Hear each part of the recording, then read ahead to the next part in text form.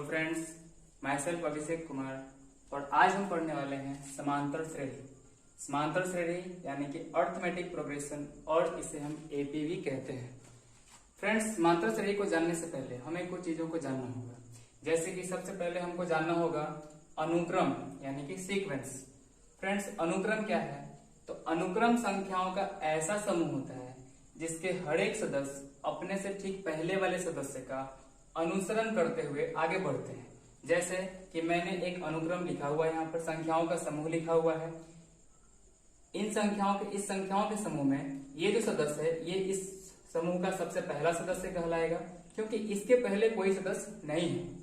ये जो सदस्य है इस संख्याओं के समूह का दूसरा सदस्य कहलाएगा, क्योंकि इसके पहले एक संख्या है, एक सदस्य है। ये सदस्य इस समूह का तीसरा सदस्य कहलाएगा। उस प्रकार से ये चौथा, ये पांचवा, ये छठा, इस तरह से है। तो इस प्रकार के संख्याओं के समूह को अनुक्रम कहते हैं। उसके बाद हमें जानना होगा श्रेणी या श्रेणी, हम उसे अंग्रेजी में प्रोग्रेशन कहते हैं।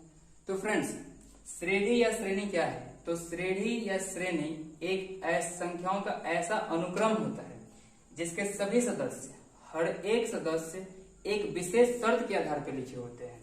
जैसे कि मैंने एक अनुक्रम लिखा हुआ है जिसका जो 2, 4, 6, 8 और 10 इस तरह से आगे है। तो ये जो अनुक्रम है इसका हर एक सदस्य एक विशेष शर्त के आधार पर लिखा हुआ है कि ये सदस्य अपने ठीक पहले वाले सदस्य से 2 अधिक है, ये अपने ठीक पहले वाले सदस्य से 2 अधिक है। तो इस प्रकार का अनुक्रम जिसका हर एक सदस्य अपने एक विशेष शर्त के आधार पर लिखा हो, वैसा अनुक्रम श्रेणी या श्रेणी कहलाता है। अब हमें जानना है श्रेणी या श्रेणी के पद या अनुक्रम के पद।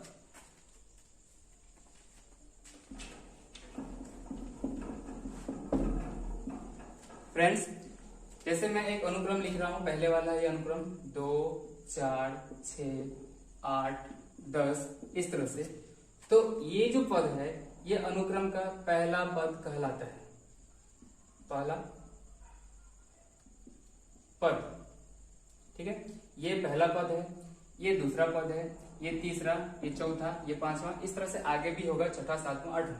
हम अनुक्रम के पहले पद को A1 या T1 से सूचित करते हैं, या इसे हम सिर्फ A से भी सूचित करते हैं। इसी तरह से अनुक्रम का दूसरा पद A2 या T2 के द्वारा सूचित किया जाता है। तीसरा पद A3 या T3 के द्वारा सूचित किया जाएगा, और इस प्रकार से आगे भी होता है। तथा अनुक्रम का अंतिम पद इसे हम AN या TN के द्वारा सूचित करते हैं। फ्रेंड्स, तो ये था अनुक्रम के पद। तो फ्रेंड्स, आगे बढ़ते हैं। अब हम जानते हैं समांतर श्रेणी। फ्रेंड्स, समांतर श्रेणी क्या है? तो समांतर श्रेणी संख्याओं का एक ऐसा अनुक्रम होता है जिसमें किसी सदस्य और उसके ठीक पहले वाले सदस्य का अंतर सदैव समान रहता है। जी हाँ, जिसमें समांतर श्रेणी एक ऐसा अनुक्रम होता है जिसमें किसी सदस्य और उसके ठीक पहले वाले सदस्य का अंतर समान होता है। यहाँ पे देखिए, मैंने एक अनुक्रम लिखा हुआ है 1, 4, 7, 10, 13। इसमें किसी सदस्य 4 और उसके ठीक पहले वाले सदस्य 1 और इसका अंतर 3 है। मैं किसी दूसरे सदस्य को लेता हूं 7 और उसके ठीक पहले वाला सदस्य 4, उसका अंतर 3 है। 10 और 7 का अंतर भी 3 है।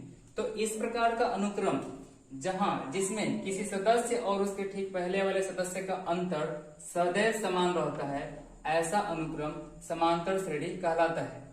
अब इन क्रमागत सदस्यों के अंतर को जो हमेशा समान प्राप्त हो रहा है, इसे हम सार्व अंतर कहते हैं। ये अंतर हमेशा समान प्राप्त हो रहा है, इसलिए हम इसे सार्व अंतर कहते हैं, और इसे हम D से सूचित करते हैं। तो इस प्रकार से हम कह सकते हैं कि कभी भी हमको D ज्ञात करना हो तो हम कोई सदस्य लेंगे और उसमें से उसके ठीक पहले वाले सदस्य को घटा देंगे। यानी जैसे कि ये इस अनुक्रम का ये पहला पद है, ये दूसरा पद है, ये तीसरा पद, ये चौथा पद, ये पांचवा पद है। तो अगर हम D निकालना चाहें तो हम A2 में से A1 घटा सकते हैं, हम A3 में से A2 भी घटा सकते हैं। A5 में से A4 भी घटा सकते हैं या A4 में से A3 भी घटा सकते हैं। और ये अंतर यानी कि सार्व अंतर हमेशा समान प्राप्त होता है, यानी कि हमें A2 माइनस A1 का भी मान समान मिलेगा, A3 माइनस A2 का भी मान समान मिलेगा और हमें A4 माइनस A3 का भी मान समान मिलेगा। और उसके आगे भी हम करेंगे तो हमें हमेशा उसकी वैल्यू समान मिलेगी। तो इस प्रकार से हम कह सकते हैं कि किसी AB में A2 minus A1 equal to या बराबर A3 माइनस A2 बराबर A4 माइनस A3 बराबर A5 माइनस A4 इस तरह से होता है। ठीक है फ्रेंड्स, तो इस प्रकार से सार्वंतर निकालने के बाद हम एक चीज देख रहे हैं कि जो समांतर श्रेणी का पहला पद होता है A, वो अगर A है तो दूसरा पद उससे D अधिक हो जाता है, यानी कि सार्वंतर के बराबर अधिक हो जाता है। फिर तीसरा पद जो होता है उससे और एक D अधिक हो जाता है, D प्लस D यानी A प्लस 2D। इस प्रकार से तीसरा पद जो होगा, सॉरी ये तीसरा और ये चौथा पद जो होगा A plus D plus D plus D यानी कि 3D हो चुके हैं, A प्लस 3D। और इस प्रकार से पांचवा पद जो होगा वो A प्लस 4D के बराबर होगा। छठा पद जो होगा वो A प्लस 5D के बराबर होगा। इस तरह से ये आगे बढ़ेगा। तो इस प्रकार से देखने के बाद समांतर श्रेणी को अगर हम इसे सजाएं तो हमें क्या प्राप्त होगा, हमें ये प्राप्त होगा A plus D, A plus 2D, A plus 3D, A plus 4D और इस तरह से आगे। तो दोस्तों ये समांतर श्रेणी का व्यापक रूप कहलाता है। इसमें से हर एक पद अपने ठीक पहले वाले पद से अपने सार्व अंतर के जितना अधिक है, यानी कि हर एक पद में हम D जोड़कर उससे अगला पद ज्ञात कर सकते हैं। तो दोस्तों ये समांतर श्रेणी का व्यापक रूप है। चलिए फ्रेंड्स आगे बढ़ते हैं। इसके बाद हमने यहाँ पे सीखा अनुक्रम, श्रेणी, समांतर श्रेणी। उसके बाद अब हम चलते हैं कुछ समांतर श्रेणी से संबंधित कुछ प्रमुख सूत्र पर। जैसे सबसे पहले हमें सीखना है इसमें कि प्रथम पद और सार्व अंतर ज्ञात रहने पर nवां पद ज्ञात करना है। फ्रेंड्स प्रथम पद यानी कि A दिया हो, सार्व अंतर यानी कि D दिया हो, तो nवां पद ज्ञात करने का फॉर्मूला होता है an equal to A plus n minus 1 into D। A equal to A plus n minus 1 into D। जैसे मैंने एक एग्जांपल लिया है जिसका प्रथम पद A इक्वल टू 4 तथा सार्वंतर D इक्वल टू 5 दिया है, तो हमें इसका पांचवा पद यानी कि A5 ज्ञात करना है। तो फ्रेंड्स फॉर्मूला क्या होता है कि an equal to A plus n minus 1 into D। तो हम यहाँ पर A5 ज्ञात करना चाहते हैं, यानी कि प्रथम पद A इक्वल टू प्रथम पद, A मीन्स प्रथम पद यानी कि 4 प्लस n माइनस 1, n का वैल्यू हमको 5 दिया है, यानी कि 5 माइनस 1 इंटू D का मान 5 है, तो कितना हो जाएगा ये 4 प्लस 5 में से 1 गया तो 4 और गुना 5, तो 4 प्लस 4 पंचे 20, 20 और 4 24, यानी कि पांचवा पद इस समांतर श्रेणी का पांचवा पद 24 होगा। तो फ्रेंड्स इस प्रकार से हम nवां पद ज्ञात कर सकते हैं। अब हम जानेंगे कि प्रथम पद तथा सार्व अंतर ज्ञात रहे तो हमें श्रेणी के n पदों का योगफल यानी कि Sn कैसे ज्ञात करना है। फ्रेंड्स उसके लिए फॉर्मूला होता है। Friends Sn equal to n पदों का योगफल यानी कि Sn ज्ञात करने का formula Sn equal to n/2 into 2a plus n minus 1 into D होता है। एग्जाम्पल के लिए मैंने एक सवाल लिया है जिसमें a का मान 2, D का मान 5 तथा हमें इस सवाल में S10 यानी कि 10 पदों का योगफल ज्ञात करना है। तो फ्रेंड्स हम फॉर्मूला लिखेंगे। फॉर्मूला क्या है हमारा कि Sn equal to n/2 into 2a plus n minus 1 into D। Friends हमें जो मान दिए गए हैं a, d और n के मान हम इस फॉर्मूला में रखते हैं। फ्रेंड्स Sn और यहाँ पे S10 यानी कि n का मान हमें 10 दिया हुआ है, तो यहाँ पे S10 लिखेंगे।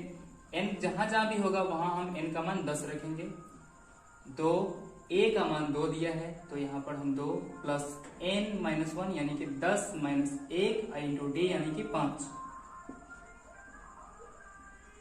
फ्रेंड्स आगे बढ़ते हैं। 10/2 यानी कि 5, 2 दूनी के 4, प्लस 10 में से 10 माइनस 1 यानी कि 9, और यहाँ पर 5,